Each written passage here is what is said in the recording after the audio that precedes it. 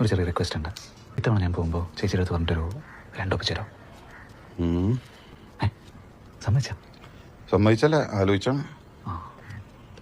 ചേച്ചിനെ എന്നെ വിശ്വസിക്കാനൊന്നും തോന്നില്ല.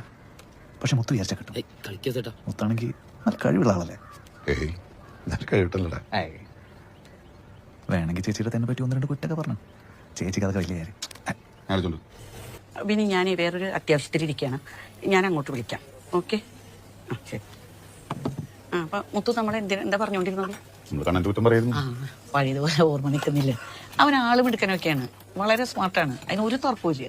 അങ്ങനെ പറയില്ലേ ചേച്ചി. ചേച്ചി ഇങ്ങനെ വളം വെച്ച് കൊടുക്കല്ലേ. എനിക്ക് ആ ട്രസ്റ്റ് പോയി. വഴിവിട്ട സഞ്ചാരമൊക്കെ ഉണ്ട് ചെക്കന്. വിശ്വസിക്കാൻ പറ്റില്ല. അലമ്പന അലമ്പൻ ഉദ്ദേശിച്ചത്, എടാ എനിക്ക് അവനെ കൊണ്ട് ബോംബയ്ക്ക് പോണ്ടടാ. 2-3 ദിവസം നിൽക്കാൻ വേണം. വേറെ കുഴപ്പം വരതുട്ടാ. അങ്ങനെയൊന്നുമില്ല. വീട്ടിൽ കേട്ടാൻ കൊള്ളുന്നതാണ്. ആ സൈസൊക്കെ ഓക്കെ.